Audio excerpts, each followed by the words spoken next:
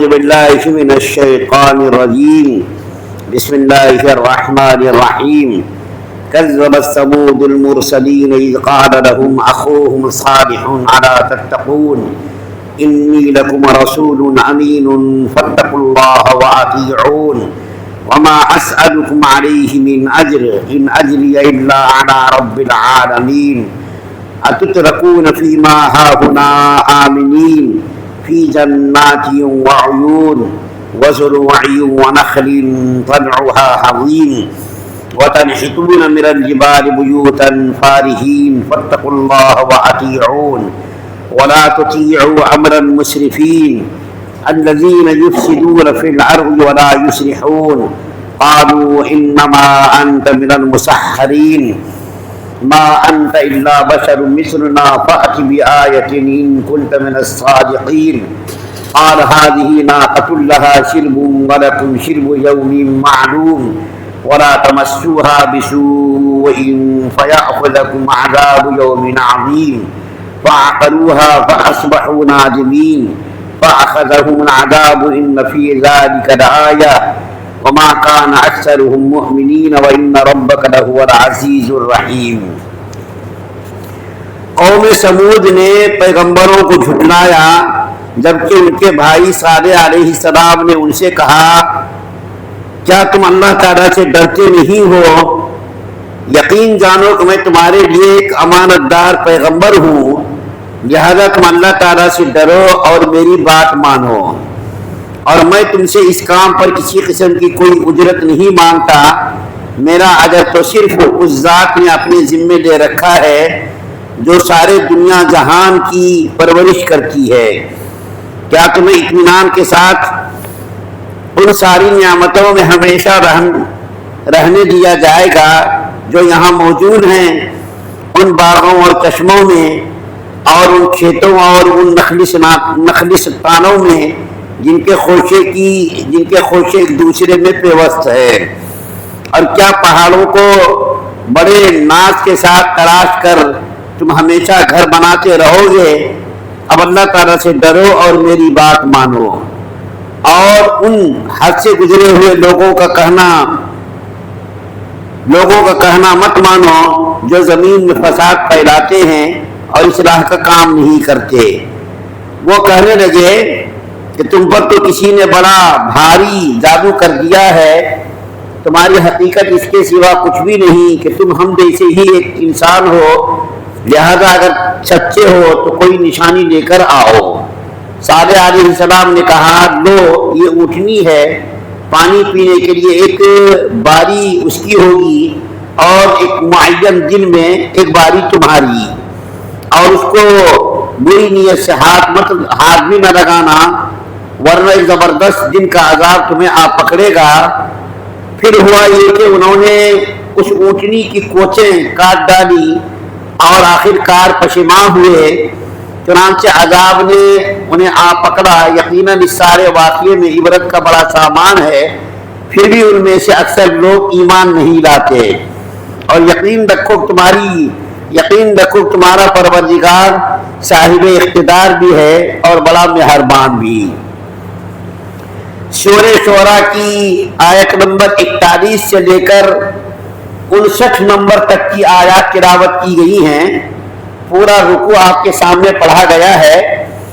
اس پورے رکوع میں ایک نبی کا پورا تذکرہ کیا گیا ہے، اس لیے میں نے پورا رکوع آپ کے سامنے تلاوت کر دیا ہے۔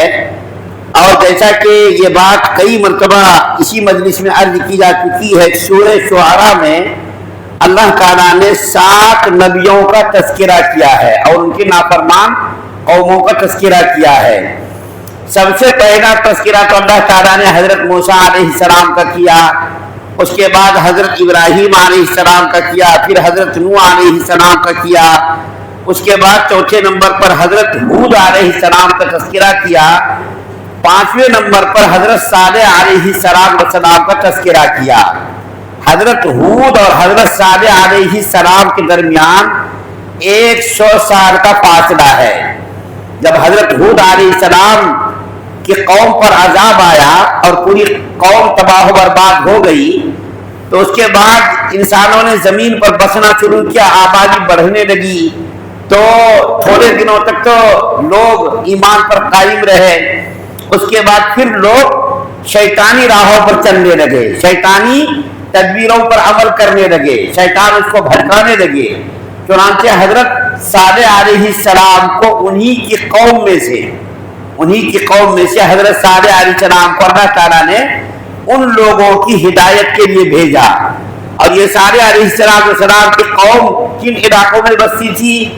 شام اور حجاز کے درمیانی علاقوں میں یہ لوگ مقیم تھے، اور یہ بڑے ہی خوشحال لوگ تھے۔ کل ہی اسی مجلس میں میں نے آپ کے سامنے ذکر کیا کہ اللہ تعالیٰ نے دنیا میں جتنی قومیں بنائی ہیں ان تمام قوموں میں قوم ہود اور قوم سمود کو اللہ تعالیٰ نے ایک نمایاں مقام عطا کیا تھا، اپنی طاقت کے اعتبار سے، ڈھیل ڈول کے اعتبار سے، قد و قامت کے اعتبار سے، دولت اور اولاد کے اعتبار سے، مال کے اعتبار سے، حکومت کے اعتبار سے اللہ تعالیٰ ان کو چشمے عطا کیے تھے، باغات عطا کیے تھے، ہر قسم کی دولت کی فراوانی ان دونوں قوموں کو اللہ تعالیٰ نے عطا فرمائی تھی۔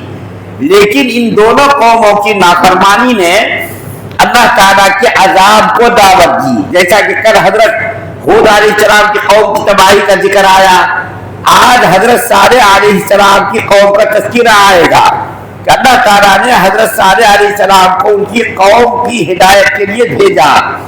جب حضرت صالح علیہ السلام نے دوسرے پیغمبروں کی طرح دعوت و تبلیغ کا فریضہ انجام دینا شروع کیا تو لوگوں نے بجائے اس کے کہ مانتے، ان کی دعوت کو قبول کرتے، اس کے بجائے وہ لوگ کہنے لگے کہ ارے تمہارے اوپر تو کسی نے بڑا بھاری جادو کر دیا ہے، تم تو پاگل ہو، مجنون ہو، دیوانے ہو، جادوگر ہو۔ اور دوسری بات ان لوگوں نے یہ کہی کہ تم بھی ہماری ہی طرح ہو، ہماری ہی طرح تم بھی بشر ہو، انسان ہو، تمہارے درمیان کوئی فرق تو ہے ہی نہیں، تم بھی کھاتے ہو ہم بھی کھاتے ہیں، تم بھی سوتے ہو ہم بھی سوتے ہیں، تمہارے درمیان کوئی فرق تو ہے ہی نہیں۔ جب حضرت صالح علیہ السلام لمبی دعوت، لمبی مدت گزار چکے اور صالح علیہ السلام کی قوم اپنی نافرمانی پر اڑی رہی تو اخیر میں عاجز ہو کر صالح علیہ السلام کی قوم نے کیا کہا کہ اے صالح علیہ السلام، اگر آپ پیغمبر ہو تو کوئی اللہ کی طرف سے نشانی لے کر کے آؤ، اگر آپ سچے پیغمبر ہیں تو اللہ کی طرف سے کوئی نشانی لے کر کے آؤ۔ تو حضرت صالح علیہ السلام نے ان سے پوچھا کہ بھائی کیا نشانی لے کر کے آؤں، کیا معجزہ لے کر کے آؤں؟ تو ان کی قوم نے کہا کہ سامنے والی پہاڑی سے، سامنے والی چٹان سے، جو پہاڑی کی چٹان ہے، تم اس معجزہ یہ دکھلا اس میں سے کوئی اونٹنی نکلے اور وہ اونٹنی گابھین ہو اور نکلتے ہی وہ اونٹنی بچہ دے دے۔ تو حضرت صالح علیہ السلام نے ان سے پوچھا کہ اگر میں نے یہ معجزہ تمہارے سامنے ظاہر کر دیا اور یہ معجزہ ہم نے دکھلا دیا تو تم میری بات مان لو گے، ایمان قبول کر لو گے؟ تو ان لوگوں نے وعدہ کیا کہ ہم بالکل تمہاری بات مانیں گے، ایمان لے آئیں گے۔ ایک بات یہاں پر اور عرض کر دوں کہ نبیوں کی مخالفت کرنا ایک الگ ہے، نبیوں نے جو دعوت دی ان کی دعوت کو نہ ماننا، ان کی دعوت کو ٹھکرا دینا، سرکشی اختیار کرنا، ضد اختیار کرنا، حد درمی پر قائم رہنا، یہ الگ ہے۔ لیکن جب کسی قوم نے نبیوں سے معجزات کا مطالبہ کیا، کسی قوم نے معجزات کی فرمائش کی اور ان کی خواہش کے مطابق معجزات کا ظہور ہوا اور اللہ تعالیٰ نے معجزات کو دکھلایا، اور معجزات کو دکھلانے کے بعد جب اس قوم نے نبیوں کی بات نہیں مانی تو عذاب کا آنا یقینی ہو جاتا ہے۔ نہ ماننا یہ الگ چیز ہے، نبیوں کی دعوت کو ٹھکرا دینا، اس کی تکذیب کرنا الگ چیز ہے، لیکن جب اس کی قوموں نے کسی قسم کے معجزات کی فرمائش کی اور اس کی فرمائش کو اس نبی نے پورا کر دیا تو پورا کرنے کے بعد جب اس کی دعوت کو ٹھکرایا، اس کی بات نہیں مانی تو اللہ کا عذاب آ گیا، اور یہ اللہ تعالیٰ کا طریقہ رہا ہے۔ تو صالح علیہ السلام کی قوم نے کہا کہ اگر آپ نبی ہیں تو سامنے والی پہاڑی سے اونٹنی کو نکلوائیے اور نکال کر کے وہ اونٹنی نکلتے ہی فوراً بچہ دے دے۔ चुनाचे हजरत सालेह अलैहिस्सलाम ने दुआ मांगी और वो पत्थर की चट्टान फटी, फट करके उसमें से ऊँटनी निकली और निकल करके उसने फौरन बच्चा दे दिया। कुरान के अंदर बहुत सारी जगहों पर इस ऊँटनी का वाकया बयान किया गया है और अल्लाह ताला ने कुरान में इसको नाकतुल्लाह कहा है। नाकतुल्लाह यानी अल्लाह की निशानी। जब वो ऊँटनी निकली और उसने बच्चा दिया तो सालेह अलैहिस्सलाम ने उन लोगों से कहा कि देखो भाई, तुम्हारी ख्वाहिश के मुताबिक तो मोजिज़ा हमने दिखला दिया। तो ये बात सुन करके बहुत सारे लोग मुसलमान हो गए। बहुत सारे लोगों ने मुसलमान होने का इरादा किया, लेकिन चौधरियों के कहने की वजह से, लीडरों के कहने की वजह से बहुत सारे लोग रुक गए। लेकिन उनकी जब शामत आई, बर्बादी और तबाही का वक्त आया, तो देखिए किस तरीके से उन्होंने शरारत की। हजरत सालेह अलैहिस्सलाम ने उनसे कहा कि देखो, ये अल्लाह की निशानी है, तुम्हारी फरमाइश के मुताबिक अल्लाह ने इसको जाहिर किया है। इस ऊँटनी की एक दिन बारी है पानी पीने की। जो कुआं था, उस कुएं के अंदर का पानी एक दिन तो ये ऊँटनी पिएगी और दूसरे दिन तुम पानी पीना, और इस ऊँटनी का दूध तुम लोग निकाल करके अपनी जरूरत में इस्तेमाल करना। इतनी ऊँटनी, वो इतना दूध देती थी कि बहुत सारे लोग उस दूध से फायदा उठाते थे। थोड़े दिनों तक तो वो लोग अपनी बात पर कायम रहे। थोड़े दिनों तक वो ऊँटनी कुएं का पानी पीती रही और वो लोग दूसरे दिन पानी पीते रहे। लेकिन जब उनकी तबाही और बर्बादी का वक्त आया तो कुछ शरीर लोगों ने मशवरा किया।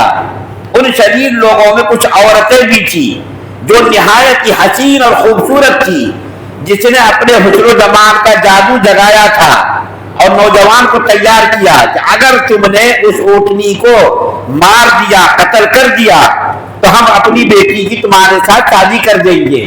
चुनांचे कुछ नौजवान तैयार हो गए। वो ऊँटनी रोजाना जिस रास्ते से आती थी और आकर के पानी पीती थी, फिर खेतों में जाकर के चरती थी, उसका बच्चा भी उसके साथ होता था। ये दोनों माँ बेटे जो है चरते थे, खुशी के साथ जिंदगी गुजार रहे थे।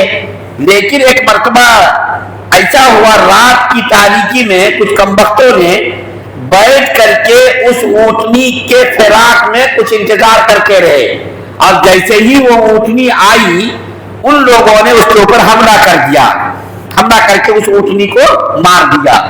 उस ऊँटनी ने एक ऐसी आवाज निकाली जो आवाज उसके बच्चे ने सुनी, अजीब व गरीब आवाज। उसने आवाज निकाली, उस आवाज को सुन करके उसका बच्चा भाग गया।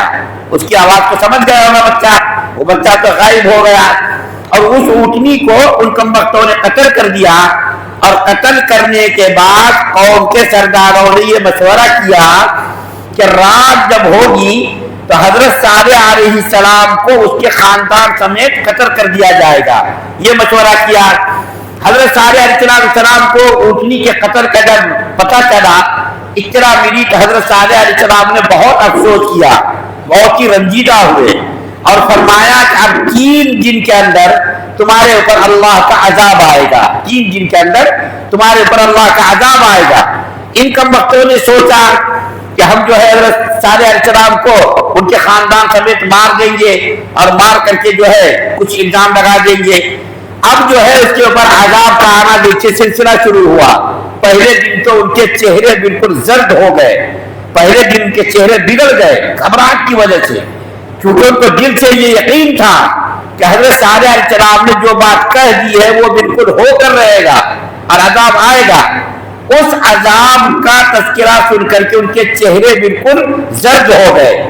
दूसरे दिन उनका चेहरा बिल्कुल सुर्ख हो गया और तीसरे दिन उनका चेहरा बिल्कुल काला हो गया। और तीसरे दिन एक ऐसा अजाब आया, इतनी खौफनाक आवाज आई। उस खौफनाक आवाज की वजह से पूरे के पूरे लोग अपने घरों के अंदर ओंधे पड़े हुए रह गए। पूरे के पूरे लोग हलाक और बर्बाद हो गए। कुरान के अंदर उनके आजाब का मुख्तलिफ किस्म का तज़किरा किया गया है। बाद जगहों पर तज़किरा अल्लाह ने जलजला उनके ऊपर आया, बाद जगहों पर तज़किरा आया कि अल्लाह ताला ने चीख मरवाई फरिश्ते के जरिए से, चीख की आवाज सुन करके मर गए। बाद जगहों पर तज़किरा आया है कि उनके ऊपर पत्थर बरसाया गया। तो बहरकैफ मुख्तलिफ किस्म के अजाबात उनके ऊपर आए اور اللہ تعالیٰ نے اس پوری قوم کو تباہ و برباد کر دیا، پوری قوم کا نام و نشان مٹا دیا، اور جو ایمان والے تھے اللہ تعالیٰ نے ایمان والوں کو تو بتا دیا۔ اب یہاں پر چونکہ مجلس بہت مختصر رہتی ہے، صرف ایک بات کہہ کر کے بات کو ختم کرتا ہوں کہ نبی کریم صلی اللہ علیہ وسلم غزوہ تبوک کے موقع پر اسی علاقے سے جہاں یہ قوم صالح موجود تھی اور اللہ تعالیٰ نے اس کو ہلاک اور برباد کیا تھا، اور جس کنویں سے وہ لوگ پانی پیتے تھے، اسی راستے سے غزوہ تبوک کے موقع پر نبی کریم صلی اللہ علیہ وسلم گزر رہے تھے۔ اسی درمیان میں صحابہ کرام کے بعد آدمیوں نے آٹا کو گوندا، سالن بنایا، کھانا وغیرہ بنانے کی تیاری کی، تو نبی کریم صلی اللہ علیہ وسلم کو اس بات کی اطلاع ملی کہ بعض صحابہ کرام نے اس کنویں سے، جس کنویں سے قوم صالح پانی پیتی تھی اور اس کے اوپر عذاب آیا تھا، اس کنویں سے پانی نکال کر کے آٹے کو گوندا ہے، سالن کو بنایا ہے۔ تو حضرت محمد صلی اللہ علیہ وسلم نے ان تمام لوگوں سے فرمایا وہ آٹا جانوروں کو کھلا دو اور سالن کا برتن انڈیل دو، اس کو استعمال مت کرو، اور اس علاقے سے بڑی تیزی کے ساتھ گزرو، یہاں ٹھہرو مت، کہیں ایسا نہ ہو کہ تمہارے اوپر بھی اللہ کا عذاب آ جائے۔ اللہ کے عذاب سے پناہ مانگتے ہوئے بڑی تیزی کے ساتھ اس علاقے سے گزرو۔ اور نبی کریم صلی اللہ علیہ وسلم نے اپنے چہرے مبارک کو کپڑے سے ڈھانپ لیا اور تیزی کے ساتھ اس علاقے سے گزرنا آپ نے صلی اللہ علیہ وسلم نے گزرنے کا حکم دیا۔ یہاں پر بتانا یہ ہے کہ اللہ کے رسول صلی اللہ علیہ وسلم کو اللہ تعالیٰ کا وعدہ تھا کہ آپ جب تک اس کی قوم میں زندہ ہیں اس وقت تک عذاب نہیں آئے گا، لیکن اس کے باوجود اللہ کے رسول صلی اللہ علیہ وسلم کے خوف کا یہ عالم تھا کہ اللہ کے رسول صلی اللہ علیہ وسلم نے فرمایا جلدی سے گزرو اور اس کنویں سے پانی مت پیو، پانی مت نکالو، کیونکہ اس کے اوپر عذاب اللہ کا آیا ہے، جلدی سے تیزی کے ساتھ گزرو۔ آج بھی دیکھیے بہت ساری جگہوں پر عذابات آتے ہیں، جیسا کہ دیکھیے کرونا کے زمانے میں بار بار کیا بتاؤں، کرونا کے زمانے میں اللہ کا اتنا بڑا عذاب آیا، ساری دنیا کے اندر اس عذاب کے اندر لوگ مبتلا ہوئے، لیکن کوئی آدمی اللہ کی طرف رجوع ہوا، کسی نے اپنے گناہوں سے توبہ کی، کسی نے کوئی گناہ کو ترک کیا، چھوڑا، اور زیادہ گناہوں کے اندر اضافہ ہو گیا۔ چنانچہ لوگ لکھتے ہیں 50 سالوں میں جتنے گناہ نہیں ہوئے تھے اس سے زیادہ گناہ کرونا کے دوران ہوئے۔ لوگوں نے نمازیں چھوڑ دی، روزے چھوڑ دیے، تلاوت چھوڑ دی، اور اللہ تعالیٰ کی طرف رجوع ہونے کے بجائے دنیاوی مشغولیات میں لگ گئے، گناہوں کے اندر لگ گئے۔ لیکن نبی کریم صلی اللہ علیہ وسلم کا یہ عالم تھا کہ اس قوم کو گزرے ہوئے 3000 سال ہو گئے تھے، اس کے باوجود ہمارے نبی کے اوپر خوف کا غلبہ ایسا ہوا کہ تیزی کے ساتھ گزرنے کا آپ نے حکم دیا۔ لیکن آج ہمارے سامنے ملکوں میں، علاقوں میں، گاؤں میں، ضلعوں میں عذابات آ رہے ہیں، کبھی قحط سالی کی شکل میں، کبھی کرونا کی شکل میں، کبھی اور کسی قسم کی شکل میں، لیکن بجائے اس کے کہ ہم اللہ کی طرف رجوع ہوں اور زیادہ گناہوں کے اندر مبتلا ہو جاتے ہیں۔ بہرحال کبھی یہ موضوع بہت لمبا چوڑا ہے اور اس مختصر مجلس میں اس کی گنجائش نہیں ہے۔ حضرت صالح علیہ السلام کا تذکرہ آپ کے سامنے کیا گیا، اللہ سے دعا ہے اللہ ہم سب کو سننے زیادہ عمل کرنے کی توفیق عطا فرمائے۔ سبحان اللہ و بحمدہ، سبحانک اللہم و بحمدک۔